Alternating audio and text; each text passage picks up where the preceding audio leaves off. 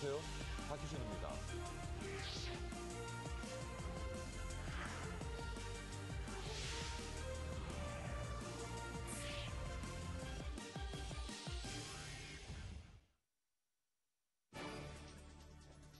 머니24 헤드라인입니다. 뉴욕 증시는 재정 절벽에 대한 우려에 약보합 마감했습니다. 유럽연합이 독일과 프랑스의 충돌로 유로존 통합 은행감독기구 설립 합의에 실패했습니다. 스페인 은행들에 대한 유로존의 구제금융 395억 유로가 다음 주 중 지급됩니다. 앙겔라 메르켈 독일 총리가 집권 여당인 기독교 민주당의 당대표에 연임됐습니다. 한국과 중국의 64조 원 규모의 통화수합 자금을 양국 기업 간 무역결제에 활용하는 방안이 연내 만들어집니다. 금융감독원 펀드 미스터리 쇼핑 결과 낙제 평가를 받았던 하나투자증권이 업계에서 처음으로 자발적 펀드 리콜에 나섰습니다.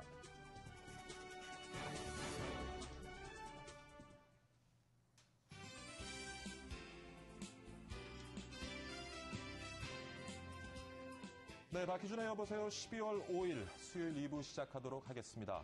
박희준의 여보세요 2부에서는요. 고려대학교 오정근 교수와 함께 우리 경제 이슈 짚어봅니다. 외환시장의 자유화를 주장하던 IMF가 기존과는 정반대 입장의 보고서를 내놔서 화제가 되고 있습니다. 이 내용이 무엇인지 오늘 살펴보도록 하겠습니다. 두 번째는요. 하늘 높은 줄 모르고 올라가는 공연 티켓 값에 대한 얘기 한번 나눠보도록 하겠습니다.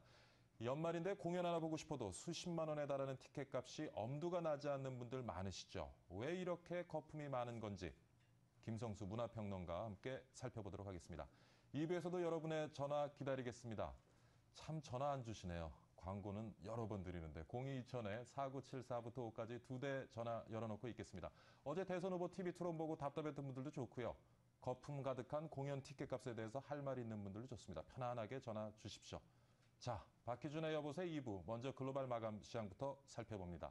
박지은 외신캐스터. 네, 시황센터입니다. 오늘 뉴욕 증시는 상승과 하락을 반복 거듭하면서 그래프가 요동을 치다가 결국 약보합권에서 마감을 지었습니다. 재정절벽 해법을 두고서 백악관과 공화당이 기싸움을 팽팽하게 벌이면서 증시가 갈피를 못 잡는 모습이었습니다. 오바마 대통령은 재선 이후 처음으로 텔레비전 인터뷰를 가졌는데요. 블룸버그 텔레비전 인터뷰에 출연해서 현재 공화당이 추진하려는 재정절벽 해결 방안은 오래가지 못할 것이고 추후 10년간 4조에 달하는 적자를 해결하는 데 도움이 되지 않을 것이라고 발언을 했습니다. 이처럼 오바마 행정부와 공화당의 의견차가 전혀 좁혀지지 않으면서 뉴욕 증시도 방향성을 잡지 못하고 등락을 거듭을 하는 모습이었습니다. 자세하게 보시겠습니다. 다우지수 0.11% 소폭 밀리면서 12,951.78 기록했습니다. 나스닥 그리고 S&P 500 지수도 약보합권에서 마감을 지었는데요. 각각 2,996.69 그리고 1,407.05에서 장을 마쳤습니다. 네, 유럽으로 가보시겠습니다. 유럽 증시는 역시나 미국 재정절벽의 영향을 받았습니다. 프랑스 증시를 제외하고는 지지부진한 모습을 보였는데요. 미국에서 재정절벽 협상이 난항을 겪고 있다는 소식에 하락 출발을 했는데 한때 상승세를 타기도 했습니다. 하지만 결국 재정절벽에 대한 우려감 떨쳐내지 못한 것으로 보입니다. 유럽 증시 마감 상황 자세하게 보시겠습니다. 영국 FTSE 지수 0.04% 약보합권에서 5,869선에서 마감 지었고요. 독일 닥스지수 보합권에서 7,435.12 기록했습니다. 프랑스 까크 지수만 빨간불을 켰는데요. 0.39% 소폭 상승하면서 3,580.48로 장 마감지었습니다. 네, 어제 마감한 아시아 증시 확인하겠습니다. 아시아 증시 역시 장중 내내 하락과 상승을 반복하다가 혼조세로 마감됐습니다. 전날 발표된 미국 제조업 지표가 부진하게 나온 것이 어제의 아시아 증시에 타격을 줬습니다. 미국 경제가 이처럼 불안한 모습을 보이면서 달러가 약세로 돌아섰고 엔화는 강세에 보이면서 수출주들의 하락세가 두드러졌습니다. 중국 증시는 오후 들어서 저가 매수세가 유입되면서 반등에 성공했습니다. 자세하게 살펴보겠습니다. 일본 니케이 지수 파란불 켰는데요. 0.27% 소폭 내려가면서 9,432.46 나타냈습니다. 중국 상해종합지수 0.78% 오른 1,975.14 그리고 홍콩 항생지수 0.15% 상승한 21,799.97 기록했습니다. 네, 어제 환율 마감 상황도 살펴보겠습니다. 원달러 환율 어제 0.1원 내려가면서 1,083원에 거래 마쳤습니다. 지금까지 시황센터에서 전해드렸습니다. 네, 박지윤 캐스터 수고 많았습니다. 지수 중심으로 글로벌 마감 시황 살펴봤고요. 이번에는 머니국의 정영석 기자 전화 연결해서 관련된 이슈 자세히 한번 분석해 보도록 하겠습니다. 정영석 기자. 네, 안녕하십니까. 지난밤 뉴욕 증시는 소폭 하락했습니다. 재정 절벽의 경계감이 커진 것이 가장 큰 요인이었습니다. 재정 절벽과 관련해 공화당이 협상안을 내놓았지만 백악관은 이를 거부한 것으로 전해졌습니다. 존 베이너 하원 의장은 2조 2천억 달러의 재정 적자 감축안을 제시했는데요. 정부 지출 1조 4천억 달러를 확 줄이고 세금 공제 혜택과 탈세 방지를 통해 추가 세수 8천억 달러를 확보하는 게 주요 내용이었습니다. 오바마 대통령의 협상안과 비교하면 부자 증세가 빠져 있고 세수 확대보다는 정부 지출 삭감을 재정 적자 감축의 핵심으로 보고 있습니다. 하지만 오바마 행정부는 공화당의 제안은 고소득층에 대한 세금이 인상돼야 한다는 요구 조건에 충족되지 못한다며 거부했습니다. 이렇게 난항이 계속되는 가운데 공화당 내부에서는 존 베이너 하원 의장의 감축안에도 반발하고 있습니다. 이 때문에 절충안이 마련이 더 어려울 것으로 우려됩니다. 증세에 강력히 반대하는 티파티 그룹의 일원인 짐 디민트 공화당 연방 상원의원은 공화당 소속의 존 베이너 하원 의장이 전일 내놓은 협상안은 미국의 일자리를 파괴할 것이라며 공화당원들은 이에 반대해야 한다고 주장했습니다. 한편 미국 최대 고가주택 건설업체 톨브라더스는 1.2% 올랐는데요. 톨브라더스는 지난 분기 순이익이 주당 2.35달러로 전년 동기 주당 9센트에 비해 실적이 크게 개선됐다고 밝혔습니다. 블룸버그 통신 집계 시장 전망치는 주당 24센트였던 것을 봤을 때 많이 뛴 것입니다. 또 세계 최대 TV 플랫 패널용 유리 제조업체 코닝은 1.2% 올랐습니다. 스탠포드 시 번스타인 앵커가 코닝의 이윤은 지속적으로 쉬운 이윤을 가져왔으며 앞으로 이 흐름이 지속 가능하다고 밝히며 이 회사 주식에 대해 비중 확대로 추천한 점이 영향을 미쳤습니다. 반면 카지노주는 급락세를 보였습니다. 중국과 마카오 당국이 지난 수주 동안 VIP 오퍼레이터 3명 이상을 구금했다고 월스트리트 저널이 보도한 것이 영향을 미친 것으로 보이는데요. 마카오에서는 VIP 오퍼레이터와 관련한 매출이 약 3분의 2를 차지하기도 합니다. 라스베이거스 샌즈는 2.5%, 윈 리조트는 3.2% 하락했습니다. 한편 유럽 증시도 별다르지 않았습니다. 재정 절벽 해결을 위한 회의가 팽팽하다는 소식에 뉴욕 증시처럼 보합세를 보이면서 마감했습니다. 이상 머니국에서 글로벌 마감 시황이었습니다. 네, 정영석 기자 수고 많았습니다. 유럽연합 EU가 유로존 은행연합 실현을 위한 단일 은행감독 체제 가동에 난항을 겪고 있습니다. EU 재무장관들은 벨기에 브뤼셀에서 단일 은행감독 체제 세부 방안에 대해 4시간가량 격론을 벌였지만 쟁점에 대한 합의점을 찾지 못하고 오는 12일 다시 회의하기로 했습니다. 프랑스와 독일은 은행감독기구 설립을 주도하는 유럽중앙은행의 권한의 범위를 둘러싸고 이견을 보여왔습니다. 스페인 은행들에 대한 유로존의 구제금융 395억 유로가 다음 주 중 지급됩니다. 유로존 재무장관들은 스페인이 구제금융 지급을 요청한 후 몇 시간 만에 이같이 결정했다고 독일 언론이 보도했습니다. 자금은 유로존 상설 구제금융기구인 유로화 안정기구 ESM을 통해서 현금 대신 주로 어음과 채권 형태로 지급됩니다. 앙겔라 메르켈 독일 총리가 집권여당인 기독교 민주당의 당대표에 선임됐습니다. 기민당은 하노버에서 전당대회를 열고 대의원 표결을 통해 98%의 압도적인 찬성으로 메르켈 총리를 당대표로 다시 선출했습니다. 메르켈 총리는 이번 정부는 통일 이후 가장 성공적인 정부라며 우리는 독일을 재정위기 이전보다 더 강하게 이끌었다고 강조했습니다. 금융권의 수수료 인하 경쟁, 어제 오늘 일이 아니죠. 일각에서는 주 수익원인 수수료를 경쟁적으로 인하해 제살 깎아먹기가 아니냐는 우려가 제기되고 있는 상황입니다. 자세한 상황 최은진 기자가 전합니다. ETF 시장의 최강자 삼성과 미래에셋이 수수료를 대폭 인하하며 시장 주도권 잡기에 돌입했습니다. 삼성은 지난 3일 코덱스 MSCI 코리아 등 ETF 6개 종목의 수수료를 0.15에서 0.29%포인트 낮추겠다고 발표했습니다. 미래에셋 역시 바로 다음 날 0.09%라는 최저 수준의 수수료를 공개했습니다. 이 밖에 한국투신운용과 우리자산운용 등도 수수료 인하를 단행했습니다. 증권 자산운용사의 수수료 인하 격돌은 이번이 처음은 아닙니다. 지난 2008년 증시가 침체에 빠지고 거래 대금이 감소하자 증권사들은 주식 매매 수수료를 앞다퉈 인하하며 고객 유치에 발벗고 나섰습니다. 그 결과 온라인 주식 수수료는 0.01%까지 인하됐고 증권사의 주 수익원이던 위탁 매매 수익도 크게 줄었습니다. 이 밖에 레버카운트와 퇴직연금, 펀드 등 각종 금융상품 수수료도 계속 낮추고 있습니다. 고객 입장에서는 환영할 일이지만 금융업 내부에서는 제살 깎아먹기식 과당 경쟁이라는 푸념도 나옵니다. 제한된 수익원 하에서 과당 경쟁을 계속 펼치고 있으니까 수수료 인하 말고는 방법이 없는 거죠. 네, 그러니까 구조적인 문제가 돌파구가 없는 상황에서 지양해야 되는 건 맞는데 많은 증권사들 입장에서도 딱히 방법이 없는 거죠. 주식시장은 어렵고 경쟁은 더 치열해졌는데 새로운 수익원도 없는 상황. 하지만 금융사들의 고객 잡기 몸부림에 오히려 수익 구조만 더 악화되고 있습니다. M머니 최은진입니다. 한국과 중국의 64조 원 규모 통화수합 자금을 양국 기업 간 무역 결제에 활용하는 방안이 연내 만들어집니다. 한국은행과 기억재정부는 한중 통화수합 자금을 국내 기업의 중국 위안화 무역 결제와 중국 기업에 대한 원화 무역 결제에 지원하는 제도를 연말까지 마련하기로 했습니다.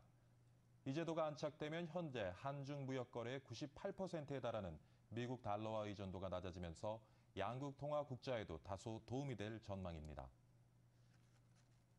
금융감독원 펀드 미스터리 쇼핑 결과 낙제 평가를 받았던 하나투자증권이 업계 처음으로 자발적 펀드 리콜에 나섰습니다. 하나투자증권은 금감원 조사 결과 적극 수용하고 고객 신뢰를 회복한다는 취지로 펀드 리콜제를 시행한다고 밝혔습니다. 가입자의 항의에 따라 가입 며칠 이내 펀드를 환불해주는 것이 아닌 판매한 펀드와 금융상품 전부에 대해 리콜을 실시하는 것은 이번이 처음입니다. 자녀들의 첫 투자 상품으로 어린이 펀드 가입하신 분 많으시죠? 그런데 어린이 펀드의 수익률을 따져보면 아마 생각 좀 달라지실 겁니다. 김희경 기자가 살펴봤습니다. 내 아이의 첫 금융상품으로 인기가 많은 어린이 펀드. 설정액이 2조 원을 넘을 정도로 관심이 높습니다. 어린이 펀드는 통상 어린이들의 금융투자 이해를 돕고 대학 등록금 같은 목돈이 들어갈 것에 대비해 가입합니다. 그런데 61개 어린이 펀드의 수익률을 따져봤더니 연 0.09%에 불과했습니다. 물가 상승률을 반영한 실질 수익률은 사실상 마이너스이며 펀드 수수료와 보수 등을 감안하면 원금을 크게 깎아먹습니다. 특히 투자자들의 기대와는 달리 대형 자산운용사나 설정액이 큰 상품의 수익률이 더 저조했습니다. 업계 1위인 미래에셋의 경우 12개 상품 중 2개만 수익을 냈고 나머지 10개는 손실을 봤습니다. 업계 2위 삼성자산운용은 5개 상품 수익률이 모두 마이너스였고 3위 신한 BNP 파리바 자산운용도 어린이 펀드 평균 수익률이 마이너스 3.3%였습니다. 운용 규모가 1,000억 원이 넘는 상위 4개 상품도 수익률이 모두 마이너스를 기록하며 체면을 구겼습니다. 대부분의 어린이 펀드는 삼성전자, 현대차 등 꾸준히 상승세를 기록했던 종목에 주로 투자했습니다. 때문에 투자 수익률이 마이너스였다는 것은 보유 자산의 매매 시점을 잘못 선택하는 등 운용에 실패했다는 의미로 해석됩니다. 대형사가 부진했던 만큼 중소형사의 약진은 더욱 두드러졌습니다. 업계 28위 한국밸류자산은 20%가 넘는 수익률을 냈고 업계 19위 신영, 32위 ING도 10%대의 수익률을 기록했습니다. 어린이 펀드에 투자할 때는 운용사의 이름이나 펀드 규모보다는 포트폴리오와 운용 실적을 따져야 할 필요가 있어 보입니다. M머니 김유경입니다. 이번 주부터 겨울철 전력 부족 현상을 막기 위해 에너지 사용 제한 조치가 시행됐는데요. 백화점과 호텔의 실내 온도가 20도 이하로 제한되고 출입문을 열어놓고 난방하는 행위도 금지됩니다. 유재준 기자입니다. 초겨울 추위가 이어진 서울 명동. 차가운 바람이 불며 체감 온도는 더욱 떨어졌지만 상점 대부분이 문을 열고 영업 중입니다. 정부와 시민단체들이 에너지 사용 제한을 알리려고 들이닥치자 재빨리 문을 닫거나 환기를 위해 잠시 문을 열어뒀다는 궁색한 답변만 늘어놓습니다. 시민단체들은 특히 피크 시간대 전력 사용 줄이기를 강조했습니다. 오전 11시와 18시, 특히 앞뒤로 1시간씩이 정전이 일어날 수 있는 매우 위험한 시간대이니까 그것을 시민들이 아끼고 또한 전국의 6만 5천여 전기 다소비 건물은 내년 2월 22일까지 실내 온도를 20도 이하로 낮춰야 합니다. 전기를 3,000kW 이상 사용하는 대규모 사업장도 내년 1월과 2월 전기 사용량을 이번 달보다 적으면 3%, 많으면 10%까지 감축해야 합니다. 정부는 이번 달까지 계도 기간을 거쳐 다음 달 7일부터는 위반 시 최고 300만 원의 과태료를 부과할 방침입니다. 한편 증권시장에서는 정부의 실내 온도 제한 조치로 의류주와 난방 가정용품 제조업체 관련주에 관심을 보이고 있습니다. M머니 유재준입니다.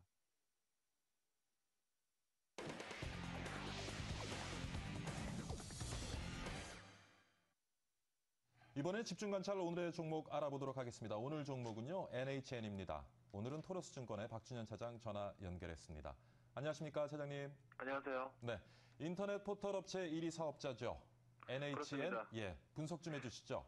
예, 네이버와 한 게임을 중심으로 한 인터넷 서비스 기업이죠. 최근 이슈는 카카오톡에 대항해서 만든 모바일 메신저인 라인의 가입자 수가 전 세계적으로 8천만 명을 지금 돌파했습니다. 네. 가입자 수는 일본, 대만을 비롯해서 스페인과 남미 국가들로 확산 중에 있는데요. 이게 특별한 마케팅이 없이 지금 확산되고 있는 것이기 때문에 마케팅을 본격적으로 시작한다면 아마 가입자 수가 1억 명을 돌파하는 것은 시간 문제가 아닐까라고 생각하고 있습니다. 라인 플랫폼을 이용한 게임도 출시를 했죠. 라인 버즐과 라인 팝과 같은 게임들이 누적 다운로드 1,000만 회를 좀 돌파하고 있고요. 일본 시장에서 라인 기반의 모바일 게임 성공 가능성이 상당히 커지고 있습니다. 지금 경기 불황이기 때문에 온라인 광고 시장 성장은 상당히 좀 둔화되는 편입니다만은 이렇게 그 경기 불황 시기에는 오히려 인터넷 포털 1위 사업자로서의 그 광고 매출 선호도가 오히려 높아지는 그런 특징이 있습니다. 일본 시장에서 디스플레이 광고 매출도 빠르게 증가하고 있고요. 문제가 있다면 지금 NHN 그 전체 매출의 약 10% 정도 차지하고 있는 웹보드 게임이 사행성 때문에 정부의 규제 리스크에 노출된 부분인데요. 이 부분이 영업이익 개선이 약 한 3% 정도 영향을 미칠 가능성이 있습니다. 그렇지만은 위닝 11 온라인을 비롯한 다양한 스포츠에 기반한 신규 게임들을 출시하고 있기 때문에 매출 감소는 어느 정도 상쇄되지 않을까 예상하고 있습니다. 네, 최근에 NHN 증시에서는 어떤 모습을 보이고 있습니까? NHN이 올해 들어서는 기관이 꾸준히 매수세를 펼친 덕분에 상당히 그 천천히 오랫동안 올라왔었습니다.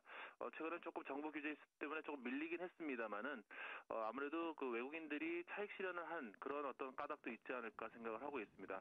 11월 들어서는 23만 원 초반까지 밀렸다가 기관의 매수세에 힘입어서 지금은 26만 3,500원까지 반등을 해 있는 상황입니다. 네, 말씀 나누면서 NHN이 가지고 있는 호재들 많이 소개를 해주셨는데 오늘 장에서는 어떤 모습을 보일까요? 예, 일단은 라인발 해외 실적 모멘텀 그리고 일본 모바일 시장의 게임 시장 그 성공적인 출발 이런 것들은 상당히 지금 NHN의 주가가 추가 상승할 수 있는 여력을 가지고 있다라고 말씀을 드릴 수 있겠고요. 특히 온라인과 모바일 플랫폼 사업자로서의 그 사업 안정성 그리고 성장성까지 확보가 됐다면은 충분히 저가 매수를 한번 해보실 만한 그런 종목이라고 생각하고 있습니다. 특히 지금 최근에 일본 쪽의 성장성이 상당히 눈에 띄는데요. 일본은 스마트폰 보급률이 30%대로 아직 낮은 반면에 모바일 게임 시장은 6조 원 규모의 거대 시장입니다. 그렇기 때문에 성장 모멘텀이 재평가받을 수 있는 시점이라고 생각을 하고 있고요. 목표 주가 1차적으로 30만 원을 드리도록 하겠고요. 매수 관점 유지하도록 하겠습니다. 네, 차장님 오늘 좋은 말씀 감사드립니다. 감사합니다. 네, 토러스증권의 박준현 차장과 함께 오늘 NHN 집중 분석해봤습니다.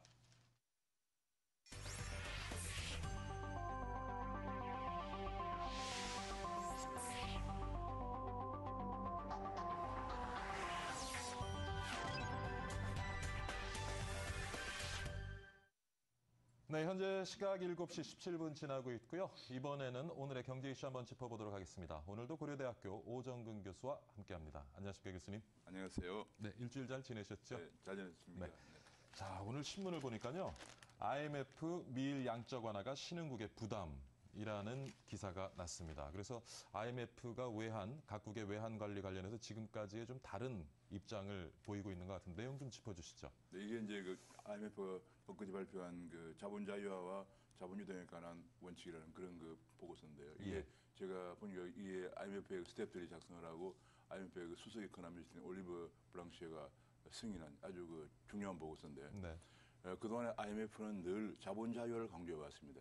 신흥시장국이건 선진국을 불문하고 자본 자유화가 중요하다고 강조해 왔는데 자본 자유화 자본 자유화가 뭘 자본 거래를 예. 이제 주식이나 채권 시장에 들어온 돈들의 규제가 없어야 된다라고 주장을 해왔는데 이번에 굉장히 중요한 그 스탠스의 그 변화인데 예.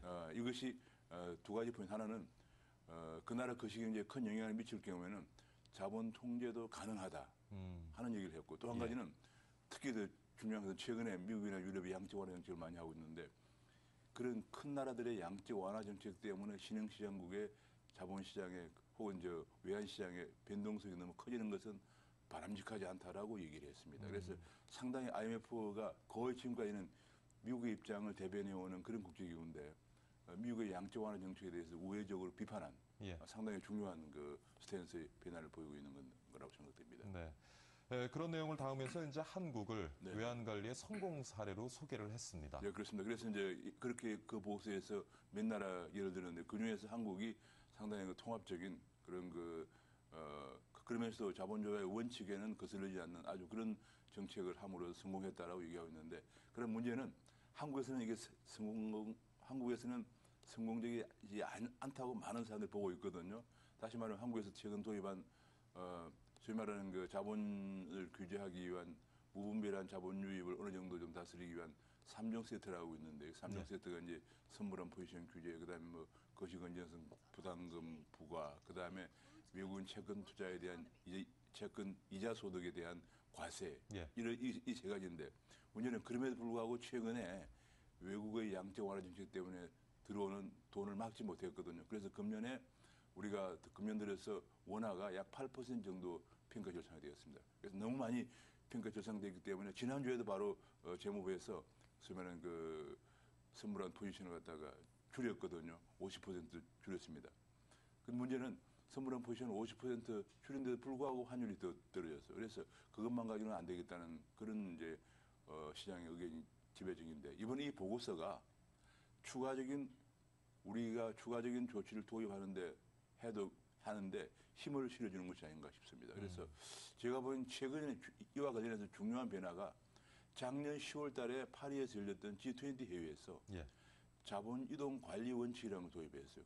그것도 거의 이와 비슷한 건데, G20 회의에서 어느 신흥시장국이 너무나 그 자본 이동의 변동성이 심해서 그 나라 거시경제에 큰 영향을 미칠 때는 자본 이동을 어느 정도 규제를 할 수 있다는 거였거든요. 근데 거기에 또 이번에 연이어서 IMF가 이런 더구나 개인 보고서도 아니고 IMF 그 팀 보고서에서 또 수석 이코노미스트가 승인한 이 중요한 보고서에서 이런 얘기를 했기 때문에 앞으로 한국같이 연간 그냥 그 환율이 8%씩이나 떨어지는 이런 경우에는 우리가 추가적인 조치를 도입하는데 힘을 실어주는 거예요. 그 사실 이게 왜냐하면 자본 그 이동 규제라는 것이 한 나라만 하면 효과도 없고 또 국제사회에서 문제가 되거든요. 그런데 이런 국제적인 컨센서스가 있을 때 이를 배경으로 해서 우리가 좀 더 적극적으로 한국이 더 이상 외국인들의 ATM이다 이런 소리 안 듣도록 해야 되지 않겠나 싶습니다.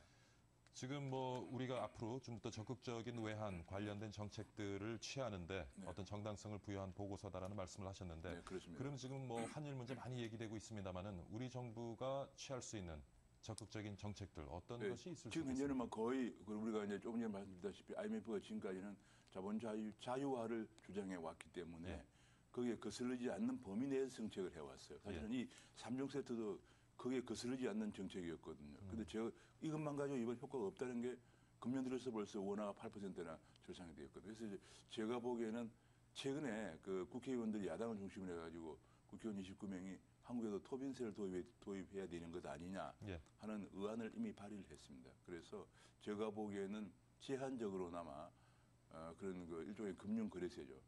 그런 것도 고려해야 되겠다. 우리가 좀 더 이제 우리나라 국가 경쟁력, 왜냐하면 선진국이 무작정 돈을 푸는 피해를 우리가 바로 당하고 있을 수만은 없기 때문에 예. 저는 그런 생각도 듭니다. 그래서 상당히 좀 긍정적으로 고려를 해야 되지 않겠냐. 또 한국만 도입하면 효과가 없을 경우에는 예. 우리와 입장이 비슷한 나라끼리 연대해서 예. 같이 공조하는 것도 G20 회의나 국제금융시장, 국제금융 외교에서 우리가 좀 더 적극적으로 할 필요가 있다 이런 생각을 가지고 있습니다. 그럼 우리가 취할 수 있는 보다 적극적인 외환관리 정책으로서는 이제 토빈세를 만드는 것이다. 예, 그렇습니다. 금융거래세 만드는 것이다 말씀을 하셨는데 네. 금융거래세를 만들게 될 경우에 우리 외환시장에 나타날 수 있는 역기능, 부작용 같은 건 없을까요? 이런 게 있습니다. 이제 가장 그러니까 이제 순작용은 일단 무분별하게 많이 들어오는. 이게 토빈세를 무작정 하는 게 아니고 예. 이번에 야당에서 제시한 안을 보니까 환율이 예컨대 일정 이상 너무 많이 절상될 경우에는 예컨대 3% 이상 하루에 3% 이상 올라갈 경우에는 이제 세율을 높이고 평상시에는 아주 낮은 세율을 가지고 있다가 예. 너무 환율 변동이 심할 때는 높인다. 이런 그 이중 전략이에요. 저는 그 상당히 검토할 만한 생각이 들고 그런 부작용이 있는 것은 우리가 현재 우리가 외환보유액도 있지 외환보유액 3,200억 달러 있지만 외채도 많거든요. 그래서 돈이 필요할 때 갑자기 빠져나가거나 예. 이런 그 부작용이 생길 수가 있습니다. 그래서 좀 신중하게 하지만은 다른 나라와 공조를 해서 현재 브라질이 예. 채권에 관해서는 현재 예.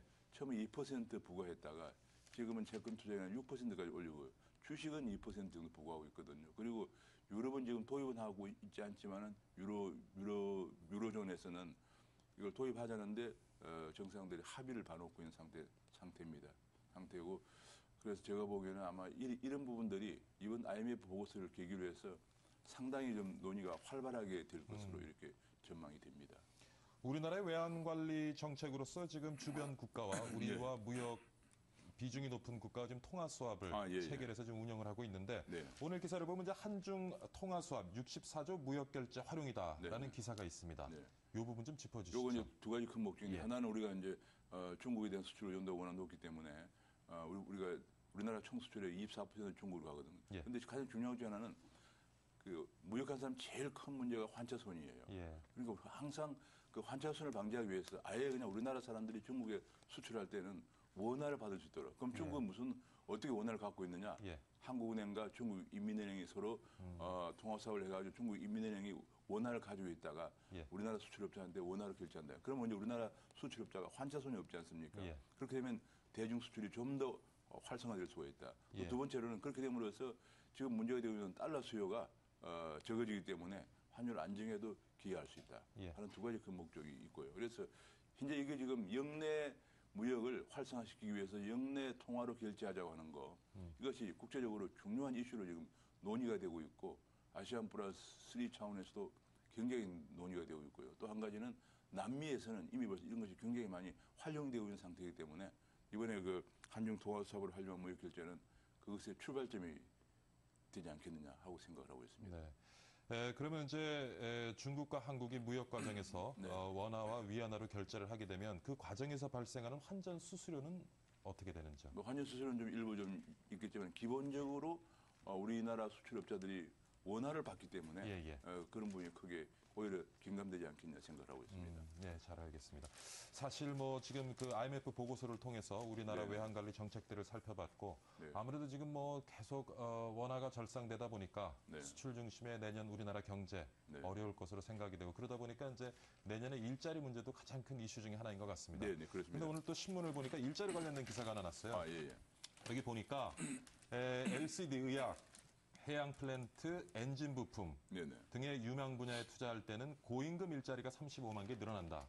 근데 교수님께서 전에도 항상 지적해 주셨던 것이 단순한 일자리를 창출하는 것이 아니라 그렇습니다. 고임금의 일자리를 창출하는 것이 필요하다는 말씀을 늘 해오셨거든요. 네, 이 그렇습니다. 내용을 좀 이게 지금 짚어주시죠. 보니까 어제 예. 산업연구원에서 이제 보고서인데 이 굉장히 중요한 부분 내용인데 예를 들면 우리가 현재 대졸 초임 월급이 한 300만 원 정도 되거든요. 물론 예. 중소기업은 한 250만 원 정도 됩니다만 300만 원 이상 올라간다 그러면 제가 보기엔 200에서 300만 원 이상 올라가면은 일단은 그냥 그 노동집약제비나 단순 기술 집약의 그 제조업 갖고는 경쟁력이 없어요. 왜냐면 중국 같은데 워낙 임금이 싸기 때문에 인도 같은데 그래서 우리나라가 이제 대학생들이 청년들이 원하는 좋은 직장, 임금도 괜찮으면서 안정적인 직장을 가려면 두 가지인데 하나는 바로 오늘 얘기한 것처럼 제조업 쪽에서는 고기술적으로 가야 되는 첨단 기술적으로 가야 기술 되는 집약적인. 네, 그렇습니다. 예, 그걸 사업으로. 우리가 집중 지원하면은 예. 이 분야에서 약 35만 개 일자리가 창출된다는 음. 얘기입니다. 그럼 현재 그금액도 굉장히 큰 거예요. 왜냐하면 1년에 현재 대졸 청년들의 일자리가 20만 개밖에 창출이 안 되는데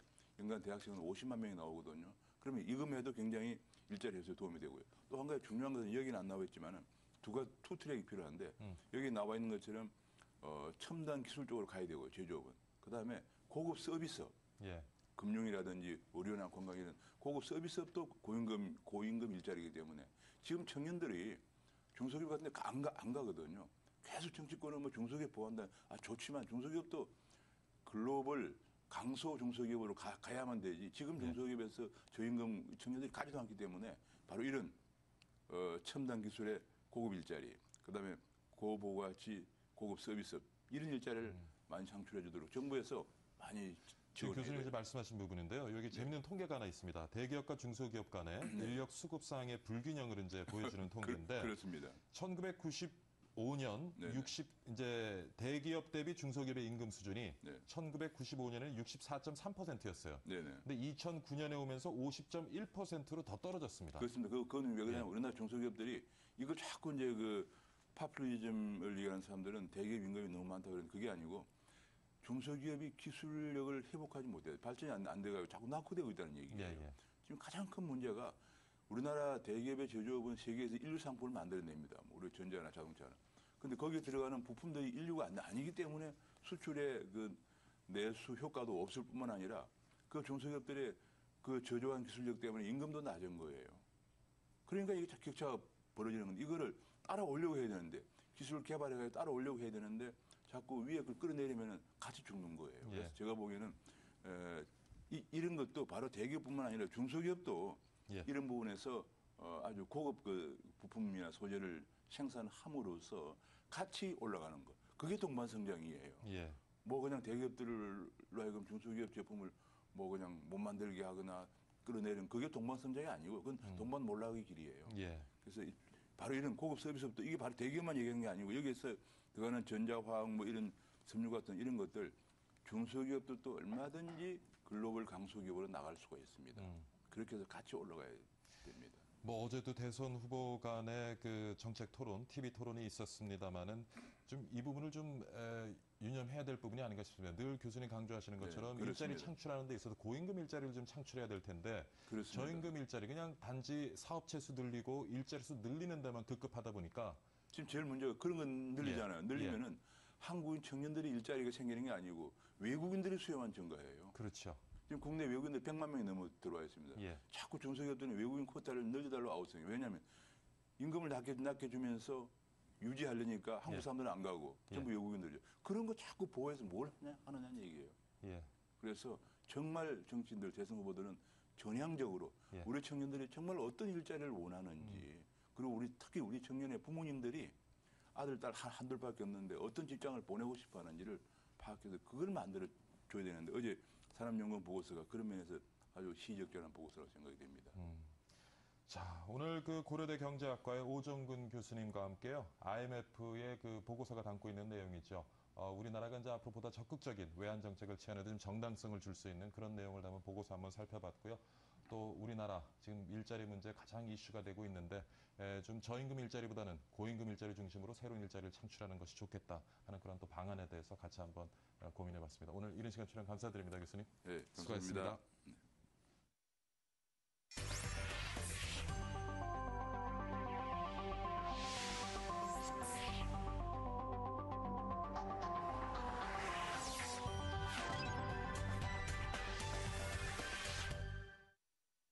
네, 현재 시각 7시 32분을 지나고 있습니다. 이번에는 두 번째 이슈입니다. 올 연말 가족끼리 혹은 연인끼리 공연 관람 계획하고 계신 분들 많이 있으시죠?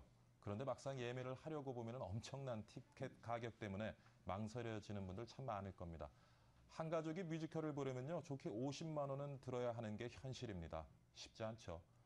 과연 티켓값 왜 이렇게 비싼 건지 오늘 그 내용을 한번 집중 분석해 보도록 하겠습니다. 스튜디오에는 김성수 문화평론가 나와 계십니다. 안녕하십니까? 안녕하세요. 김성수입니다. 왜 이렇게 비쌉니까? 뭐 기본적으로 제작비가 높기 때문에 티켓값이 높게 유지될 수밖에 없는 그런 상황입니다. 실제로 공연을 하나 제작을 하다 보면은 대략 우리가 흔히 말해서 인건비 혹은 작품을 만드는 컨텐츠 생산비라고 우리가 흔히 얘기할 수가 있는데 뭐 예를 들어서 뮤지컬 같은 걸 할 때 뭐 배우들이라든가 또 거기에 음악 감독이라든가 제작 감독이나 이런 분들한테 들어가는 돈, 그런 돈이 전체 제작비 한 50% 정도를 차지합니다. 그리고 대관료 같은 경우에 한 10에서 15%를 차지한다고 보고 있고요. 근데 재미난 것은 공연의 어떤 규모가 작아지면 작아질수록 대관료의 비가 커지고 인건비의 비가 줄어들어요. 이런 현상도 한번 짚어봐야 됩니다. 굉장히 이상한 그런 현상이라고 볼 수 있는데, 그리고 우리가 흔히 말하는 뭐 무대의 제작이라든가 프로덕션이라든가 이렇게 얘기하는 미리 사전 준비를 해가지고 진행하는 그런 비용들이 한 20% 차지하고 그리고 마케팅 비용이 15%를 차지합니다. 사실 전체 규모를 봐서 마케팅 비용은 상당히 적다고 볼 수가 있죠. 그럼 이 적은 마케팅 비용이 어떤 결과를 낳냐면 결과적으로 공연 티켓 가격을 조정하는 그런 형태를 통해서 마케팅을 하는 그런 아주 쉬운 마케팅을 찾을 수밖에 없는 그런 상황들이 만들어집니다. 그럼 이 50% 되는 그런 돈에서 뭔가를 줄여줘야 되지 않겠어요? 실제로 인건비나 이런 부분에서 줄여줘야 되는데 보십시오. 사실 우리 이 상업적인 그런 공연들에게 있어서 유명 스타들을 배제하고 공연을 짰을 때 과연 얼마나 티켓이 팔리겠느냐, 이 부분에 대해서 아무도 대답을 잘 할 수가 없죠. 그러다 보니까 인건비의 비중은 계속적으로 천정부지로 올라가고 있는 상황이고 또 해외에서 이제 우리가 로열티를 주고 수입하는 그런 공연들 있잖아요. 이런 공연들 같은 경우도 그 돈을 갖다가 줄일 수 있기 위해서는 예를 들어서 참 안 좋은 얘기일 수도 있겠지만 공연계에서 담합이라도 해가지고 그런 로열티를 낮춰줘야 되는데 자유 경쟁을 하다 보니까 그런 로열티가 낮아질 가능성이 거의 없는 것이죠. 그리고 해외에서 해외 스타들이 우리나라 요즘 많이 들어오고 있는데 많이 들어올 수 있는 것은 그만큼 우리가 줄 수 있는 여력이 됐기 때문에 들어오는 것이지 결코 한국이라고 하는 그런 시장에서 돈을 못 버는데 막 들어오거나 그러진 않습니다. 그러니까 그 정도 돈을 줄 수 있다라고 하는 것, 그게 제작비의 어마어마한 비중을 차지하는 거죠. 예를 들어서 지금 현재 해외 음악가들, S급으로 분류되는 음악가들, 뭐 여기서는 이제 뭐 대중문화 쪽의 음악가들도 마찬가지고 또 클래식 쪽도 마찬가지입니다. S급에 들면 보통 100만 달러에서 200만 달러 정도를 들여야 돼요. 11억에서 22억이에요. 이 정도 돈을 들여야 되는데 티켓 가격이 안 올라갈 수가 없는 그런 상황이 되겠죠. 근데 비싸도 너무 비싼 게, 제 기억에 이제 과거 한 유명 외국 가수의 스탠딩 좌석 가격이 20만 원에 육박한단 말이에요. 이거 어떻게 좀 낮출 수 있는 방법은 없습니까, 그럼? 실제로 이걸 낮추려면은 기본적으로 그 스타의 몸값이 떨어져야 된다고 말씀을 드렸는데 몇 가지 방법들이 있긴 있습니다. 예를 들어서 이제 기업이나 정부에서 좀 지원을 해주면 티켓 가격을 현저히 낮출 수가 있습니다. 실제로 뮤지컬 영웅이라고 하는 작품이 굉장히 화제를 불러일으켰어요. 이번에 공연을 할 때 뭐 이전에는 작품 때문에 화제를 불러일으켰지만 이번 케이스에서는 무려 티켓 가격을 50% 이상 그냥 낮춰서 공급을 한 겁니다. 예전이라면 한 11만 원에서 12만 원 정도 줘서 볼 수 있는 VIP석의 가격을 5만 원 수준까지 낮췄어요. 어떻게 이런 게 가능했을까? 사람들이 경악을 했죠. 근데 이 에이콤의 윤호진 대표 같은 경우는 이렇게 가격을 낮춰야 서로가 살 수 있다, 이렇게 거대 담론으로 얘기를 하셨는데 실제로는 정부에서 2억 원은 지원해 줬거든요. 2억 원의 지원금이라고 하면은 5만 원짜리 티켓으로 따졌을 때 4천 명 이상이 관람할 수 있는 그런 금액입니다. 이런 금액으로 사전 판매를 하고도 석수는 줄어들지 않죠. 왜냐하면은 그 지원금은 뭐 티켓으로 가져가는 게 아니지 않습니까? 그러니까 석수는 그대로 있고 2억 원을 미리 회수한 상태란 말이에요. 그러면 나머지 가격들의 객단가가 달라지겠죠? 그렇기 때문에 그런 것들이 떨어질 수가 있는 겁니다. 그리고 예를 들어서 베를린필 같은 경우 우리가 45만 원 너무 비싸다 이렇게 얘기하시잖아요. 근데 3,000석을 다 채운다고 해도 베를린필이 한 회 공연만으로는 절대로 베를린필의 몸값을 채울 수가 없습니다. 전체 제작비가 22억 들어가는데 그중에서 대략 한 60%가 베를린필한테 주는 돈이라고 생각을 하면 실제로 한 14억, 15억 정도의 돈을 베를린필한테 주잖아요. 단 2회 공연에 그 정도의 돈을 줍니다. 그러면 6천석을 팔아가지고 14억을 어떻게 메꿉니까? 불가능한 일이죠. 그나마 45만 원 수준으로 떨어지는 이유는 기업들이 후원을 하기 때문이에요. 기업들의 후원도 없으면 그 가격을 유지할 수도 없고 우리나라에서 베를린 필의 공연을 볼 수가 없는 것이고 그런 기획을 하는 그 기획사는 무조건 망한다고 이렇게 보시면 되는 겁니다. 기업들은 어떤 연유에서 그런 지원을 하게 됩니까? 뭐 몇 가지 이유들이 있습니다. 예. 우선 첫 번째가 기업은 자사의 VIP 고객들이 있죠. 예, 그런 예. VIP 고객들한테 어떤 차별화된 서비스를 제공을 해야 될 필요들이 있습니다. 그렇기 때문에 이런 문화 마케팅을 통해서 그런 VIP 고객들을 관리하기도 하고요.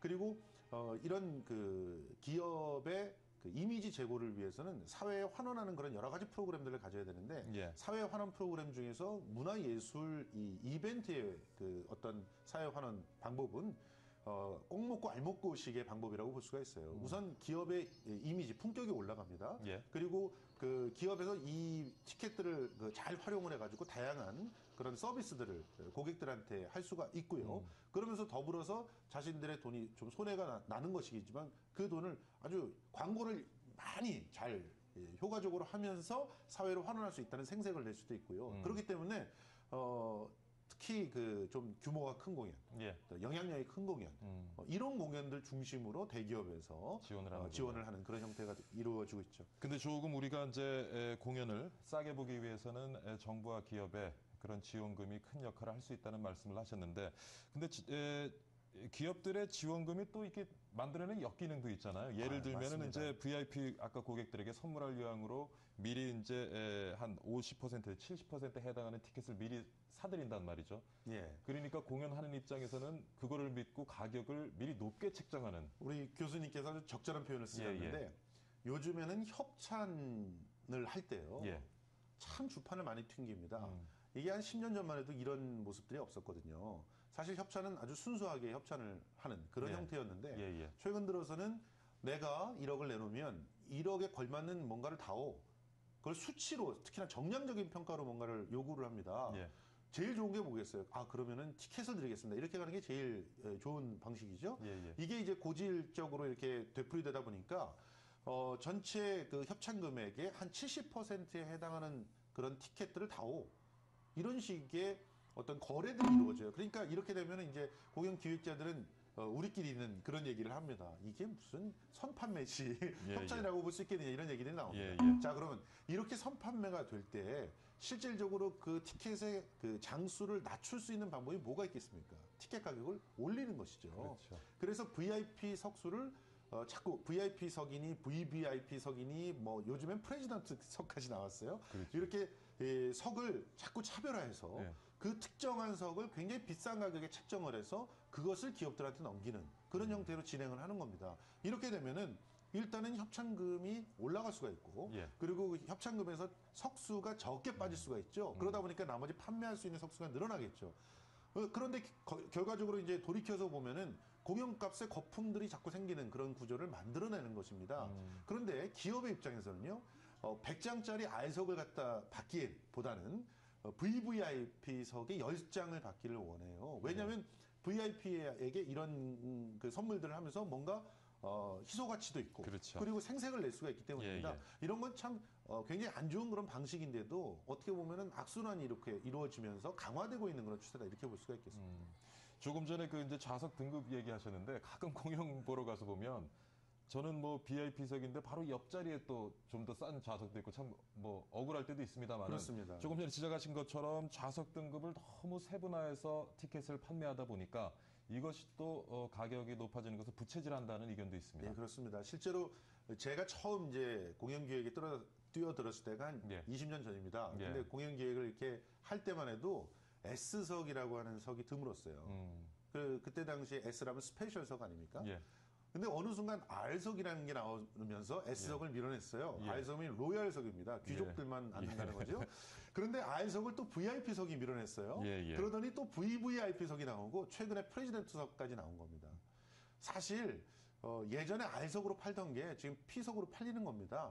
그런데 자꾸 이렇게 그 새로운 석을 만들어가면서 그 어떻게 보면은 가격을 올리고 있는 셈이죠. 그러다 보니까 어떤 공연에는 VVIP석, VIP석, R석, S석 하면서 실제로는 그 일정한 그 정도 이상의 만족도를 줘야 되는 석수가 너무 과다하게 많아집니다. 이렇게 되면 큰맘 먹고 나는 알석을 샀는데 뭐야? 3등급이야? 그렇죠. 이렇게 되는 상황들이 벌어지는 것이죠. 그래서 이제 예술의 전당에서 예. 알석 이상을 다 없애버렸어요. 그랬더니 어떤 일들이 벌어지냐면 왜 나는 알석을 주냐 이것이요. 나는 VIP석을 줘야 되는데 왜 알석을 주냐 이런 항의들이 들어오는 그런 상황입니다. 그리고 알석이 너무 많아진다 이런 얘기들도 있어요. 왜냐하면 전반적으로 석수가 다양해졌던 것들을 권종을 줄이다 보니까 기본적으로 가장 좋은 자리라고 하는 그 석을 늘어나는 그런 효과를 볼 수밖에 없죠. 그러면 예. 말씀하신 대로 앉았는데 바로 옆이 그 S석이고 가격 차이는 엄청나게 나고 그리고 또 앉았는데 여기가 도저히 R석이라고 느끼질 못하는 거죠. 이런 그렇죠. 얘기들이 나오게 되는 상황인데 이런 문제들이 전반적으로 재점검돼야 되는 그런 시점에 와 있다 이렇게 보고요. 그런 측면에서 예술의 전당 같은 데서 시도를 꾸준히 하고 있는데 예를 들어 R석을 몇 석 이상 만들지 않기 예. 어느 정도의 권역을 주면서 이 이상 R석을 만들지 않기 이런 운동들을 하고 있습니다. 그런 것들이 좀 많이 보편화됐으면 좋겠고 실제로 기획사들이 그런 걸 같이 좀 호흡을 맞춰가지고 이런 자정 노력들을 했으면 좋겠습니다. 지금 사실은 이제 공연 티켓 값에 있어서 거품을 만들어내는 요인들을 쭉 살펴봤는데, 근데 실제로 또 그 좀 전에 기획사 얘기하셨습니다. 기획사분들 만나보면 이윤을 잘 못 내는 것 같아요. 아, 그렇죠. 공연이 성공을 해도 이윤을, 보는 사람은 티켓이 비싸서 불만이고, 또 공연을 기획하고 제작하시는 분들은 또 수익을, 이 돈이 다 어디로 가는 겁니까? 뭐 대부분은 아까도 말씀드렸지만 최고 정상급, 최고급 컨텐츠를 갖고 오기 전에는 예. 뭔가를 만들어내기가 굉장히 어렵습니다. 그러다 보니까 그쪽에 들어가는 돈이 굉장히 많아지고요. 예. 그래서 특히 해외 라이센스 공연들을 사오는 분들, 이분들한테 많은 그런 문제 제기들을 합니다. 창작극을 키워야 되지 않느냐는 얘기들을 하는데 이거를 좀 산업적인 걸로 이렇게 예를 들어 보면은 외국의 자동차 갖고 와서 우리나라에서 조립만 하는 그런 사업에서 쉽게 돈 벌고 있단 말이에요. 예. 부품도 우리가 개발을 하고 예. 자동차 디자인도 우리가 고민을 하고 해서 국산화를 해야 될 거 아닙니까? 예, 예. 그런데 국산화를 하기 위해서 들어가는 돈은 더 어마어마하겠죠. 그리고 성공한다는 보장이 없잖아요. 이미 너무너무 잘 만들어진 외국 차들을 몰고 다니시던 분들이 국산 차를 사려고 합니까? 그러다 보니까 여기서 그 어떤 괴리들이 생겨나는 거죠. 돈을 내가 외국한테 더 뺏기더라도 더 사전에 투자하는 돈이 많더라도 그리고 참 재미난 거는요. 투자하는 돈이 많으면 많을수록 펀드도 잘 돼요. 이건 참 모순인데 예를 들어서 유명한 뮤지컬 뭐 오페라 유령이다 이런 작품이라면 너도나도 투자를 하려고 그래요. 예, 예. 그런데 우리나라의 창작극 뭡니다. 사실 만들 때 돈이 절감을 해서 원가 절감을 해서 한 10억 정도밖에 안 들었습니다. 아무도 들어오지 않으려고 합니다. 이런 문제들을 개선하기 위해서는 여러 가지 시스템들이 많이 바뀌어야 되겠죠. 자, 이제 뭐 티켓 값이 이렇게 비싸다 보니까 또 사회 일각에서는 문화 양극화 얘기를 합니다. 예. 결국에는 그런 이제 많은 사람들이 그런 문화 공연들을 공유하지 못하고 일부 부유계층만이 그런 문화를 공유한다 하는 얘기가 있습니다. 어떻게 좀 해결을 해야 되는지요? 이걸 해결할 수 있는 방법 몇 가지가 있습니다. 예. 특히 최근 들어서 세종문화회관이 보이고 있는 몇 가지 행보가 아주 값진 행보들이 있어요. 지금 연말에 여러분들 굉장히 부담되시죠? 공연 티켓값. 그러면 세종문화회관의 레퍼토리를 한번 보십시오. 5,000원에서 한 2만 원 정도면 국내 최정상급의 공연들을 볼 수가 있습니다. 어떻게 이렇게 가격을 낮출 수 있었을까요? 예. 기본적으로 세종문화회관이 그 세금을 통해서 많은 부분들이 비용이 정리가 되죠. 그리고 또 그 이전에 개발해 놓은 레퍼토리들을 잘 다듬어서 그러니까 완전히 새로운 어떤 작품들을 그야말로 예술가들이 욕심대로 만들어내는 것도 굉장히 좋겠지만 예. 이전에 좋은 평가가 있던 것들을 또 다듬어서 새롭게 낸다면은 그만큼 또 비용을 줄일 수가 있어요. 그러면서 그 공연을 보지 못한 많은 분들에게는 굉장히 큰 만족도를 줄 수가 있습니다. 그런 측면으로 어떻게 보면 공연을 다듬는 거. 그리고 또 중요한 것은 지금 굉장히 많은 지방자치단체들이 지역 문화회관들을 만들었는데 거의 컨텐츠들이 없어요. 예. 그런 것들을 같이 또 교류하는 거. 이런 걸 통해서 많은 부분을 낮출 수가 있습니다. 그런 식의 그 새로운 그런 제안들을 하기 위해서 무엇보다도 마음을 열고 서로가 만나야 돼요. 네트워크가 중요한 거거든요. 이런 네트워크를 많이 건설해 나가는 그런 한 해가 되면 공연 산업계들이 새로운 출발들을 할 수 있지 않을까 하는 생각을 해봅니다. 네. 오늘 문화평론가 김성수 씨와 함께요. 공연 티켓 값이 만들어내고 있는 거품 논란 그리고 해결 방안 같이 한번 고민해봤습니다. 이른 시간 출연 감사드리고 좋은 말씀 고맙습니다. 고맙습니다.